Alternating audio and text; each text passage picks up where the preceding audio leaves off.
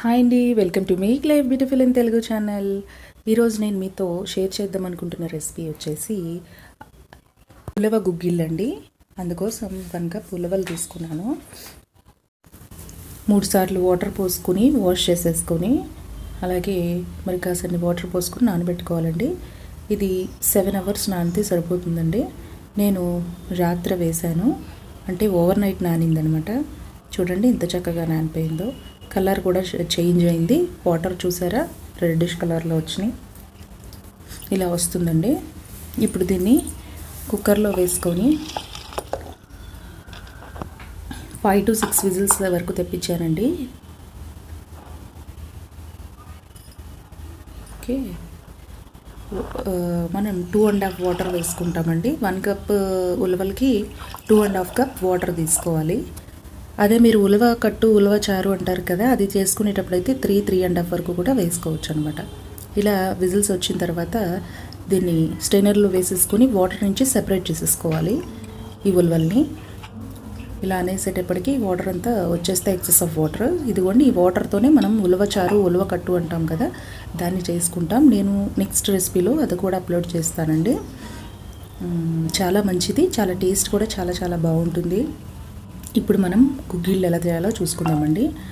అందుకోసం బాండి పెట్టి కొంచెం ఆయిల్ వేసి వెల్లుల్లి రెబ్బలు కొట్టి మనం పోపులో వేస్తాం కదా, సేమ్ ఆ మాదిరిగానే వేసుకోవాలి. అలాగే ఆవాలు, జీలకర్ర, మినపప్పు, కొంచెం పసుపు కూడా వేసుకోవాలండి.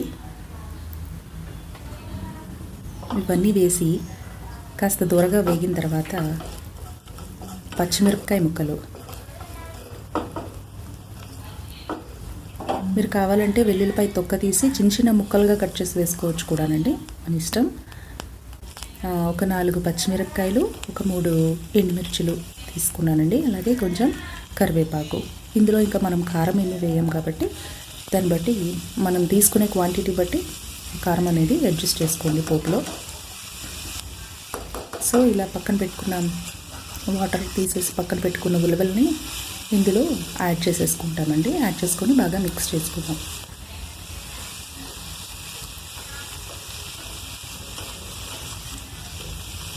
ఇది చాలా మంచిదండి. ఉలవలు తీసుకోవడం వల్ల కిడ్నీలో స్టోన్స్ అనేవి కరుగుతాయి, వెయిట్ లాస్ అవుతుంది. ముఖ్యంగా ఈ సమయంలో తీసుకోవడం వల్ల చాలా చాలా మంచిది. అలాగే నేను ఆనియన్స్ వేయడం మర్చిపోయానండి పోపులో. మీరు కావాలంటే పోపులో వేయచ్చు, ఇలా వేసినా సరే కొంచెం పచ్చి పచ్చిగా తినడానికి తగులుతూ ఉంటుంది. అలాగే కొంచెం సాల్ట్ కూడా వేసుకోండి.